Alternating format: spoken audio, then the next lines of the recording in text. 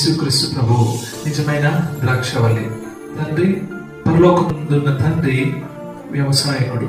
ద్రాక్షవల్లి తీగలు ఎలా ఉంటాయో మనం కూడా ఆ విధంగా ఉండాలని దేని వాక్యం సెలవిస్తుంది. నాలో ఫలింపని ప్రతి తీగ తీసి పారవేయను, ఫలించు ప్రతి తీగ మరి ఎక్కువగా ఫలింపవలనని నా యందు నిలిచి ఉంటేనే కానీ మీరును ఫలింపరు. ద్రాక్షవల్లిని నేను, తీగలు మీరు. ఎవడు నా యందు నిలిచి ఉండునో, నేను ఎవరి యందు నిలిచి ఉండునో వాడు బహుగా ఫలించును.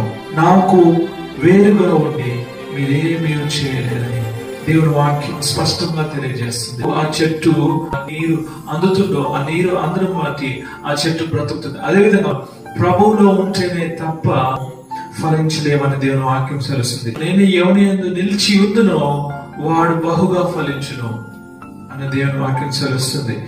నాకు వేరుగా ఉండి మీరేమి చేయలేని దేవుని వాక్యం తెలుస్తుంది. అందుకే మనం పరిశీలన చేసుకోవాలి. దేవునికి వేరుగా ఉండి నేనేమి చేయలేనని మనము గ్రహించాలి. అనుకుంటాం అది చేస్తాము ఇది చేస్తామని, కానీ దేవుని వాక్యం తెలుస్తుంది. దేవునికి వ్యతిరేకంగా దేవునికి వేరుగా ఉండి ఎన్ని ఆలోచించినా ఫలించలేము, ఏమి చేయలేము. ఎందుకంటే దేవుని యొక్క హస్తము ప్రతి పనిలో మనకు తోడుగా ఉండాలి.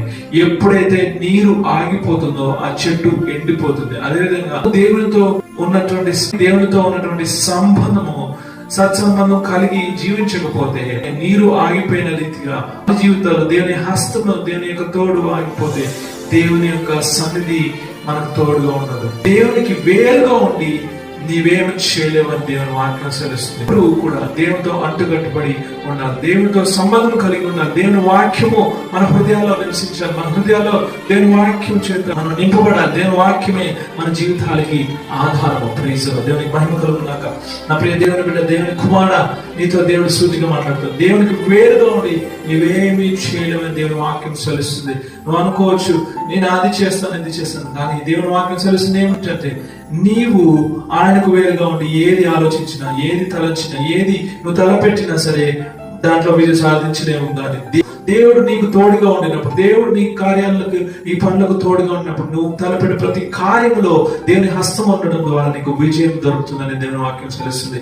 దేవుడు నీకు తోడుగా ఉన్నాడు. నా ప్రియ దేవుని బిడ్డ, నువ్వు దేనికి నిరుత్సాహపడ, దేనికి కృంగిపోవద్దని, దేవునికి నీవు అలసిపోవద్దని, దేనికి నీవు అలజడి చెందొద్దని, దేవునికి నీవు భయపడద్దని, దేనికి నువ్వు జడియొద్దని దేవుని వాక్యం నీతో మాట్లాడుతుంది.